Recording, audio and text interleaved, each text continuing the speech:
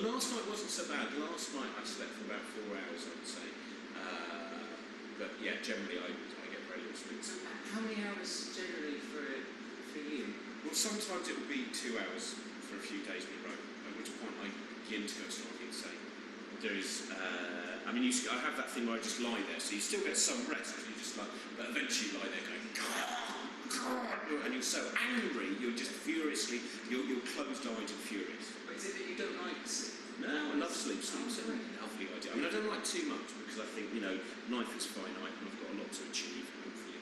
And therefore, you know, once I've hit 8 hours, if I go a bit, that's quite enough. But at the last, not for a while, recently I've just, most of this year, I've just, a stupid thing, I was filming something down in Cardiff, and the last time I've been down there, I'd had insomnia. And I thought, I hope I don't get, into my head. So it's all power of the mind. People then tell you so many different things.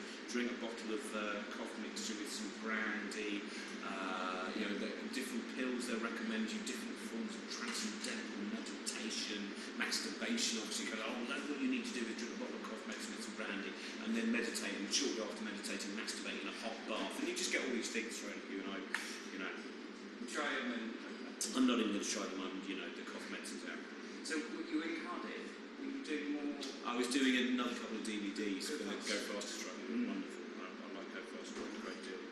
And that was a bit weird as well, because I've had a month and a half off from doing the solo show that I'm touring. So it seemed odd that the first day I would be doing it after a month and a half was when I hadn't done it for so long. Okay. So it was fun. So it's Happiness Through... Happiness Through Science, and the other one, which was called, well, I think it's going to be called The Very Least Worst Of. Which was basically, we didn't have enough time to film it in the end. I wanted to try and film all the bits and pieces from the last 3 years, which I haven't taught. So I've got a huge, like I last, for instance, in last August, I did 4 different shows at the end of the festival. And obviously most of the things, the moment you have the festival over, they're thrown away, that's it, they only existed for Edinburgh. So it was kind of a compilation of the least worst elements of that. But I don't know if I worked out all the least worst. I think some of them might not have been the least worst. I think some of them might be worse than that.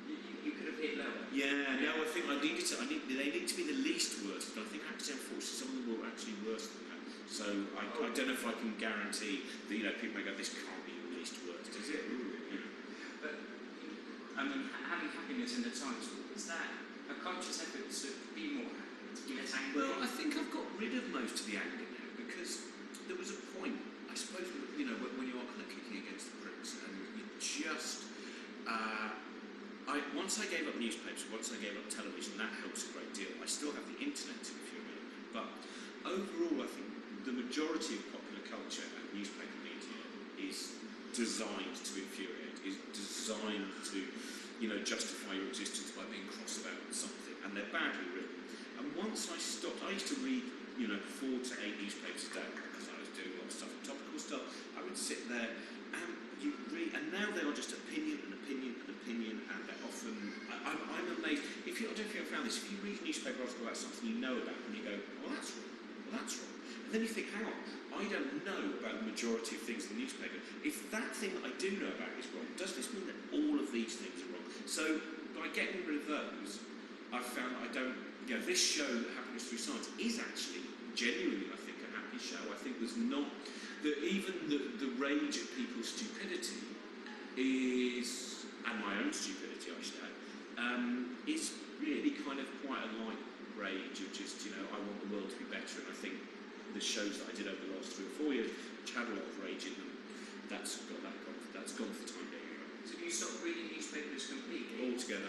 Every now and again, if one is left on a train seat opposite, sometimes I get to the newsagents on a Saturday and I sit and I nearly buy the Guardian, and then I see a banner headline saying Susan Boyle 2 years on, or fashion exclusive, or lifestyle thing. I don't need that, and all that time saved means that either the hour I might spend, I mean, if it's Saturday newspaper, I might spend 2 hours reading that.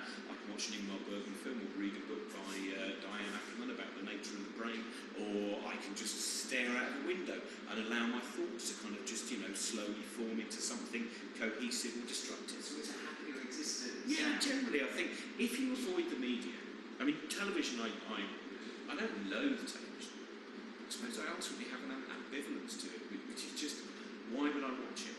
Why would I, the level of creativity So I choose very carefully. What I do is, I have a lot of DVDs, and I think, why would I watch what's on now when I have on these shelves a collection of the best things from the last 50 years? So why would I want to watch, Holby City at this point, despite obviously loving the piano medleys at the end when everyone's making a decision and the old lady's died, when I can watch a Dennis Potter play, or Alan Plater, or an Old World in Action, or whatever it might be.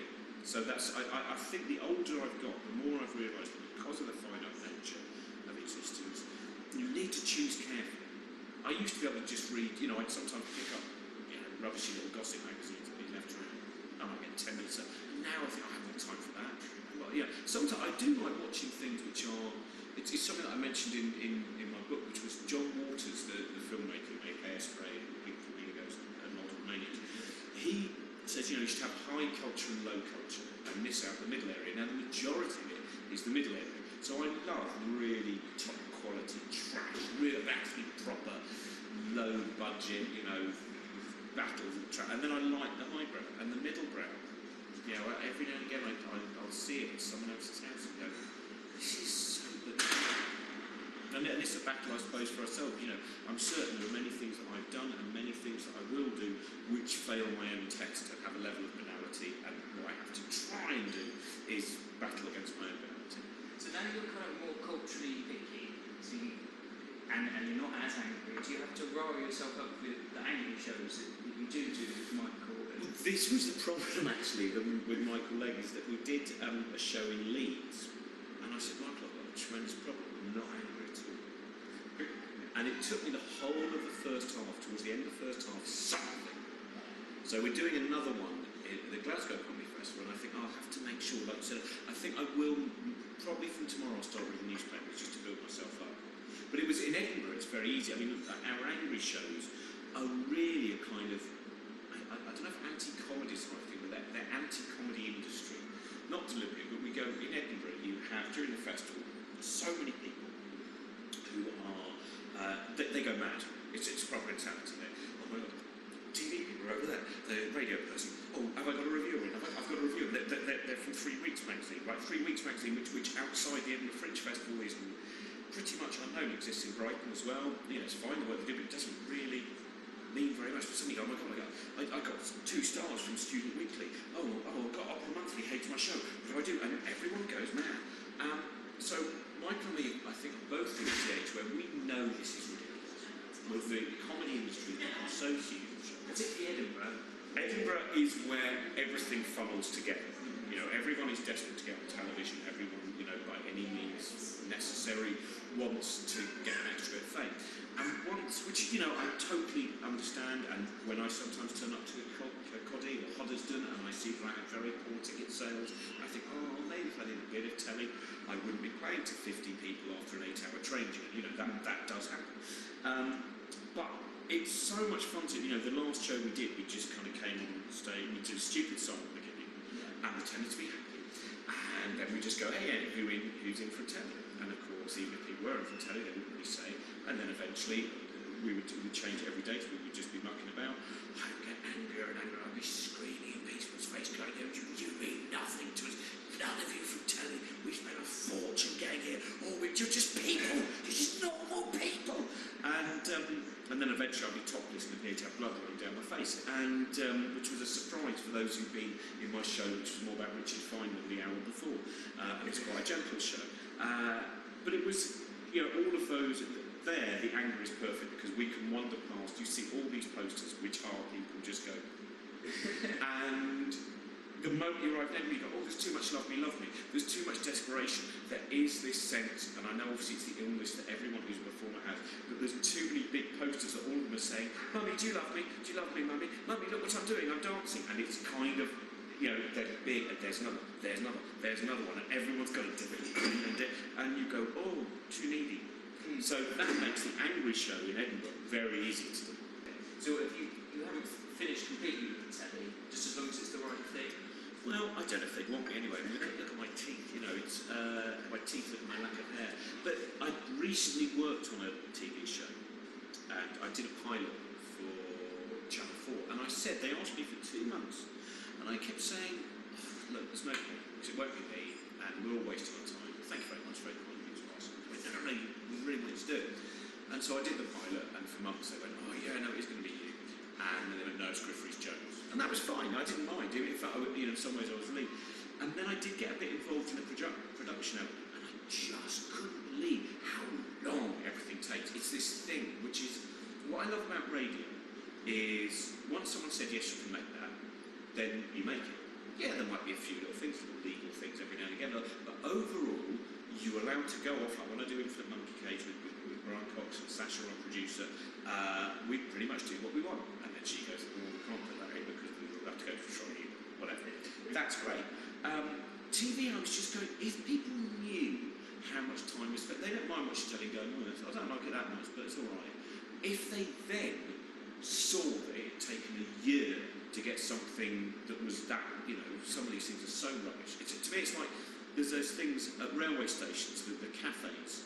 There's one of the companies, they have a little funny caption on some of the coffee cups. It's Puccino's, I think it is. Yeah, okay, yeah. And there's little funny captions on the coffee cups. And you might, I don't know, you might kind of go, funny things to say about coffee. If you then zoomed into their office and saw that it was a year with advertising creatives going, you know what I was thinking would be good on a coffee cup, but we couldn't have it, and there would have, you go, it's fine if it was just something someone went, what about that? But if meetings have happened, if a year's work has gone into an amusing coffee cup, then something is wrong. It sort of makes it less legitimate in a way. Yeah. Well, it's just throwaway things should also take a throwaway amount of time to do. You've always had a bit of politics in your acts. Has that been emphasised by the Tories? Do you know what? If anything, less. Really? I think that the broad... Because I was never a New Labour supporter either. I'm not very much a party political person. But because of the area that I've become most interested in looking at, which is, I would say now it's very broad, political side of it. So, for instance, when I talk about science, in one bit of science in the show, I talk about a survey that was done in the United States which suggested there was a liberal bias in science, and I talk about the idea that it may appear there's a liberal bias because quite often bigotry doesn't stand up to evidence and facts. So I think in a much broader sense there is a political agenda there, but it's not bash the Tories, attack New Labour, Lib Dem, whatever it might be. It's more about trying. I am a great fan of the idea of trying to use the scientific methods to deal with issues. So when David Nutt says the thing about the fact that it's as dangerous to go horse riding as it is to take ecstasy, and everyone gets furious, and you go, no, he's being statistically accurate. And both of these are leisure activities. I know one of them is illegal, but the point is, and I think we need to get, unfortunately, because of the manipulation and the spin, so many ideas and campaigns become very emotive with very little evidence underneath them. I mean, look at the gay marriage thing, the militant atheism, which of course I get dragged into, all of these things which don't stand up to scrutiny. Militant atheism, I don't know. I must know some of the most militant atheists according to the newspapers, and they're not secularism. It's not, when you go, well, no, secularism, the idea is a level playing field. Everyone's got freedom of their religion. It's just and somehow it's been spun to say that, if you are a Christian, you are banned from wearing a crucifix. Well, no. If it's a job where you're not allowed to wear jewellery, you're not allowed to wear jewellery. That's it. Jesus did not die on the cross, as far as I know, to wear the right for jewellery. And I think there's a lot of twisting going on in those kind of things. It's like the gay bed and breakfast thing, where when you do the simplistic thing of turning it around, if a gay B&B didn't allow Christians to share a room, then it kind of, but it doesn't matter. Everything will turn into some emotive thing, and the thing is, we've all become victims now. This is what everyone. When I was doing a religious discussion the other day at Cambridge Science Festival, and it gets to the point where everyone can say that they're more of a victim than the other group. I feel victimised, and I'm not allowed to. Oh, I'm a victim too. And then you get that, I forget his name now, the Catholic Herald leader writer who, I don't know if his tongue is in his cheek or not, but certain people say, no, when he would say something like, the people now who are most victimised, the hardest thing to be is a white middle-class male who's got faith. And you kind of go, it's not. You know, when I turn on the news, I don't see our, black lesbian communist prime minister kissing her girlfriend. And everyone's managed to make themselves feel, I'm a white middle-class male. I know I'm oppressed. I don't know who's doing it. I don't even know what it is. I haven't even noticed the particular oppression, but I know somewhere someone's oppressing me. Yeah. So you mentioned the science. Do you think you've really found your niche with that? Because you've always done science a bit. Well, I suppose for the last 8 years there's been more in the shows.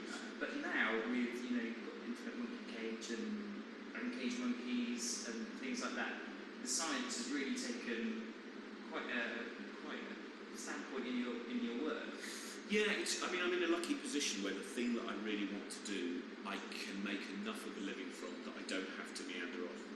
So that's, it's somewhere that I've wanted to get to for quite a while, and I'm now in the position where I can spend my whole time working on different projects, and it's great.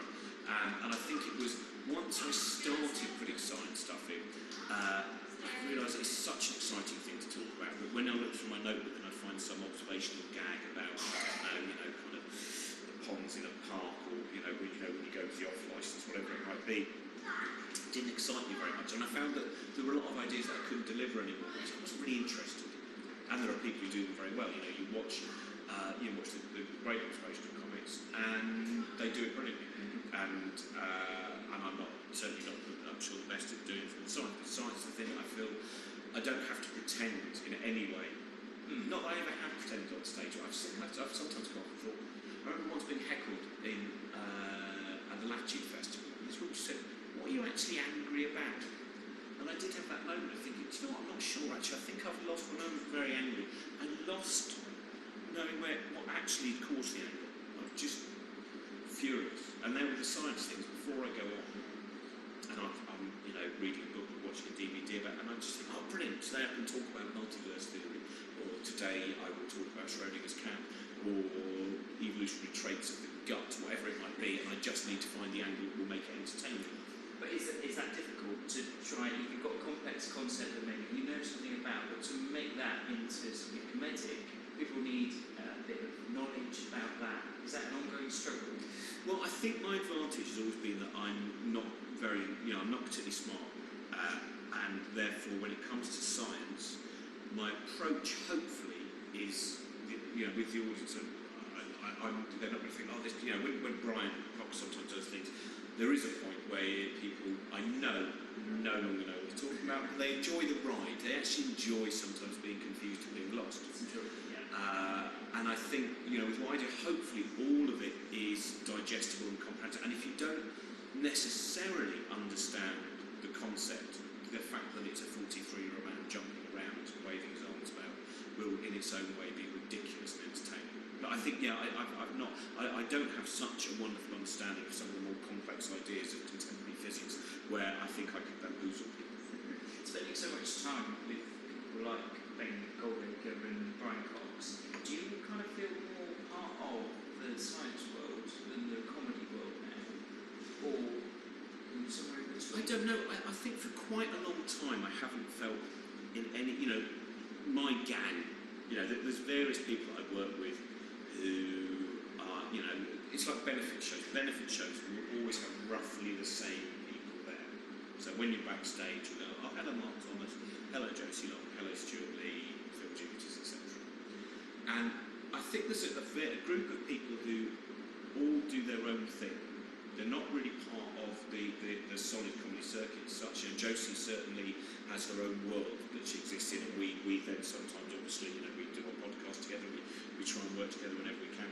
So I think there's a group of people that I so it's not the science world or anything like that, there's just a group I wouldn't go so far as to romanticise and say outsiders, but not necessarily the mainstream. I sometimes forget that I'm perhaps a little bit more outside than, I remember, where was it, because I'll be doing shows, and I think, actually, this is a bit insane. And there was a time where doing a summer show at the Bloomsbury, I can't remember what it was for, and Robin Hitchcock, wonderful singer-songwriter Robin Hitchcock, was on, and he in the interview went, oh, can you be anyone here can be our backing chorus? So the backing singers were Stuart Lee, Kevin Eldon, Josie Long, Joanna Neary, Alan Moore and me. And there was that little moment, I think, when I looked over to Stuart looked over me and thought, here we are, standing behind Robin Hitchcock, someone we've admired for a very long time, and standing next to Alan Moore, who from the age of 9 was, in our lives as a comic book writer in 2000 AD. And you think, I suppose this isn't mainstream. This isn't O2 entertainment. But there are enough people, so it's a kind of outside of mainstream, I suppose. But you're not consciously doing that, that's just your natural... I've been lucky enough to get, most of the things that I do, I think, oh brilliant, I'm doing that today. So the Cambridge Science Festival, where I was the other weekend, I was doing a religious discussion with Richard Coles, Mohammed Ansar and Dr. Evan Harris, the former Lib Dem MP. Then I did a discussion with Alan Moore. Then I was doing my own show. Then I did a show and tell where I just invited loads of different people to bring along bits of rocks or things that they like talking about. And all of the things I think, oh, I'd like to watch this if I wasn't part of it. And so I don't consciously think, what would I like to see? I'm going to create that. I just suddenly find myself going, oh, brilliant, I'd go and see that. Just it's a very good, in one way, it's luck. That's going to come into it. But equally, I can't just say I'm very lucky because it took a very long time of work, of realising what I should be doing. I could almost erase the first 10 years of being a stand-up and think, what did that get me? Except I had fun. I would get drunk in the afternoon at pubs and I would play, with comedy friends. We would play very bad pool, and it was all fun, and it was a wasted, the wasted 20-something years. Yeah. And then really from the beginning of this century, it's kind of, then I mapped out what I really wanted to do. Initially, after having a moment thinking, oh, I've had enough of stand-up, it had seemed to become increasingly corporate, kind of a real proper industry. But you needed those sort of lost years to make you realise maybe that. not. I think I'm not sure. I'm not sure whether I should have just erased all those. They were a waste of time. It took me a lot. I remember years ago when I was 22 and I just started doing stand-up, and I put second in Say Think You're Funny up in Edinburgh, and I read an interview with Joe Brand, and Joe Brand said, no one can really be a comic properly until they're 30, because you don't really know who you are till you're 30. I was like, what a load of rubbish was Joe Brand saying? No. And then when I got to my 30s, I thought, oh yeah, You realised. there are people who arrive more fully formed than others. But Eddie Izzard, it took a long time until Eddie Izzard became the thing in the early 90s, where suddenly he was the most exciting comedian working. Occasionally you do get people like Dylan Moran, who was reasonably, it certainly changed over the first few years of his career, but the misanthrope that, was developed quite early on, and there are some people, even Josie, Josie, I've been working with her since she was 16 years old, and she's always made me laugh. I've always enjoyed the experience of watching. She's a great, very, very funny comedian. But now she's approaching 30, there is a new Josie Long as well. Not a new, it's still Josie, but she's got this, this real passion for politics, and real passion of it, and you can see that she's now moved into another area. She has, I hesitate to say matured, but she's got this new, transition. and it's great to see that. And so even though when she was in her early 20s, she was always fun to watch, and she was, won so many awards and stuff. But there is now something as she approaches 30 where you go, there's a new development of personality, because she's one of the few comics that really have, watched her growing up from being in mid-teens to what's that? I can't remember the first boyfriend I met when she was, Stuart's another one as well. In fact, Stuart Lee. Again, he was always very interested in me throughout the 90s, but then there was a point when he came back and he was, approaching 40. Suddenly, everything came together, and there was a playfulness. Yeah. Even though he still had that, that cold desire to go, I will alienate as many of the audience as I can. That's still there. That playful rejection, and so many of the artists he likes have a certain sense of rejecting if it gets too popular. But also, he got to the point of he could move on. Now, you said about Edinburgh, and you did 4 shows last time, but you're not going up at all this year, are you? I might be up there for a weekend. We might be doing Infinite Monkey Cage up there. And if I go up there for a weekend, I'll probably, book in 9 shows for that day, and I'll just go and perform 9 different things. But which is very odd, because now I'm not kind of turning over very much stuff, because my next project I don't have to finish for ages. So I'm writing very slowly, writing a show about Charles Darwin. What's the stand-up show? Kind of. I think I'm almost in it in a. It will be a comedy show. It will be kind of stand-up, but I think, Well, I suppose, yeah, it should be stand up. But it's about the observations of Charles Darwin, because I love Charles Darwin, and he just had a fantastic eye. The way that he writes is often with a lot of conjecture. Where he goes, I'm not entirely sure if this is the right answer, but I think we might have developed these eyebrows, muscles in our face for this. And so he's a very interesting. Once you start reading his work, I thought there's loads of different ways of taking you into ideas about evolution. On a Charles Darwin thing, I mean, I know you're very, evolutionary, but it's very much a thing. Yeah, I'm from a psychology background, and kind of the undertone is that Darwin has kind of gone too far now, and that because it's always your personality is attributed to what is most survivally adaptive. Oh, you're getting onto the big sociobiology debate of Edward O. Wilson. But I mean, do you think it has gone too far now that we've embraced Darwin too much and that we've just got to break? No, I think that not really, because I think the sociobiology debate. To be fair, there are an enormous number of biologists and geneticists who reject where Edward O. Wilson went, and others, and even Edward O. Wilson said, I may well be wrong, but this is what I think is possibly the system. So, no, I don't think so. I think, that we certainly haven't embraced Charles Darwin too much, because there are still too many people who refute evolution by natural selection. And it's an idea which only, he wasn't entirely right. I always find it funny when you see people attacking Charles Darwin, and you go, well, this book was written over 150 years ago. And yes, not all of it is right. But the main core of the book, the main idea, as many people said, if only he'd known about Gregor Mendel's work on heredity and would have able, as opposed to the idea of gemmules that we had in our blood. But the core of his idea, I think, remains very strong.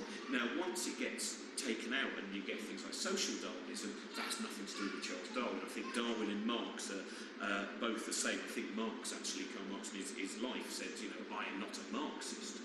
And in the same way, Charles Darwin, I think, said, well, he certainly wasn't a social Darwinist. And I think, and Dawkins as well has written about the selfish gene was picked up by people to go, this is why we can crush everyone here at Goldman Sachs or Morgan Stanley, even though that's not the message. They read the spine. That's the mistake of some people. Some people remember to read the spine of the book, and then they don't read the rest of it before they've set fire to it. It's still at the point where someone will look at a theory, and if there's a weakness, they'll take that as a complete. It undermines it completely. Well, this is the issue that we have. This is the problem with scientists attempting to persuade some of the more idiotic segments of the media, which is that, of course, science often has holes in it, because science is not 100%. That's one of the things that I find most glorious about it, is science is about doubt. So a lot of scientists would actually say, even to the things that we call laws, in truth, we should say that our theories, but we have to call the laws, you have to get, it has to, just for the appearance's sake. But everything, the neutrinos back last year, where, oh my God, do the neutrinos go faster than the speed of light? Jim Al-Khalili, would he have to eat his underpants? What's going on? And now it appears at the stage when we're doing this interview that they've done the test again. It's looking like there was an error, and the neutrinos do go at the speed of light. But science didn't entirely just reject. It was the experiment. Yeah, they actually went, maybe we're going to have to rewrite the laws. Now, we still haven't got to perhaps enough tests to say for sure at the current time those on that particular test of neutrinos, but that's an exciting thing. And again, in the same way with Darwin and with the theory of evolution by natural selection, we are still learning many, many different things. And once we get into the mind and personality, nature and nurture are very hard to work out. Can we work that out if we have twins and you separate them? Can you do a nature-nurture test? Well, that's now considered not really to be the great approach. I don't think you get around to do that test. It's always going to be, once we get to the mind and personality, that's a huge issue. Different area, isn't it? Yeah. It's I was going to say something there. Sorry, I do that. No, it's all right. It was something about science and it was a pertinent quote I heard you say about science being more important than art. Oh yeah. Did that give you in a lot of trouble? Not a lot of trouble, but I think people misunderstood what I said. Because all the way through, I've always said my general thing is that I think there are some people I know, and it's changing actually. It has changed in the last few years. The person I based the idea on was I went to someone's house as an author, and they had books on war and a lot of novels. I said, oh, you haven't really got any science books. I said, oh yeah, I think science is very boring. And science books are boring. I said, oh, that's... And it turned out they just didn't really like science at all. And my thing was that I felt that we're now in a situation where all of us should attempt to have a little bit of reading. Still read wonderful novels and short stories and go to art galleries, but we shouldn't... There's a thing that in the book The Canon, I think it's Natalie Angier, I think it's her name, she talks about the fact that when you're a child, when you're a little child, they take you to the science museum. Those are probably going, you're grown up now to go to the art museum. And suddenly they're playing around and they're asking questions thrown aside. So my thing was merely to say, I think it's very important that all of us try to have just a little bit of understanding of the science around us and the science of, you know, the cosmos, etc. And then some people seem to think that it meant that I wanted to destroy all art and that art was rubbish, which I didn't say. I always go back to the same thing. The great thing about science is it allows us to live long enough to either paint something or just go and look at someone else's painting. So that kind of... So coming up for you now, you've got a few more dates. This will drag on till the end of the year now. I'm continuing happiness through science till December. Will you get bored of it by then? Well, this is the thing, is I get worried every now and again that I know what I'm talking about. This happened with years ago when I support gigs. Is I was asked to do the same 25 minutes every night, and I suddenly found myself at Manchester Evening News Arena, probably 5,000-6,000 people, basically looking at my nails as I was delivering material. Oh my God! And because I knew everything, I could go on and leave at exactly the right time. And that was it. And I said, please, can I change? Because I was asked to do the same thing. And I said, please, can I change it? Because I have no interest in this. Also, there's that thing that when you're supporting someone else, of course, the audience have far less interest in you, rightly so, and you are therefore limited to the direction you can go. Whereas when I'm playing in those smaller places, you know, like Mac is going on now, hopefully they've got some idea of what they've let themselves in. But you can change it as well, can't you? Sort of by the end of the year, it could be quite a different show. Well, with this one, I'm restricting myself to, because sometimes I would change it as I talked, and then of course, by the time I'd got some of the ideas right, and they would be ready for putting in a show, I thought, well, I can't do that because I did the first 2 minutes when I was in Carlisle last time, and even though that's now a 15-minute routine. So I'm bringing in new rules all the time, which I'm allowed to kind of have permutations within a certain number of subjects. And some subjects will get thrown aside in the evening. I'll think, I haven't got time for that tonight. But this is probably the most... what I do is I change the order a lot. And I would try and start from a different place and then see where it goes to. But unlike in other times, I know that there is a specific end, a certain middle bit that need to be in there. Okay, so there is a sort of loose structure. Yeah. So more Infinite Monkey Cage. Infinite Monkey Cage comes back in June, and then in November we'll do 2 new series of that. Brian and myself, we were going to do another tour of Uncaged Monkeys or similar, but unfortunately not now. But I think we will do something again at some point. But yeah, generally it's just going to be, I'm just going to keep doing this and then various special events and lots of music festivals. Yeah, that's a bad life, even though sometimes on a late night train, as you're being goaded by the drunk and the young, it does seem like a bad life. Sometimes when you're checking into another hotel, you are. Overall, there are many, but I think all of us every now and again might have to go and do a real job to remind us that these things are better. Yeah. And then you've got the shows. There will be 9 Leicester Girls for Godless People will be doing a long run of the Blues Spree in London. I would love to tour it. I would love to, I might try and get a few events. Like I would love to get one in Scotland, one in the northwest, one in the northeast, and one in the west. But getting 9 people together. Great. That's a good stopping point.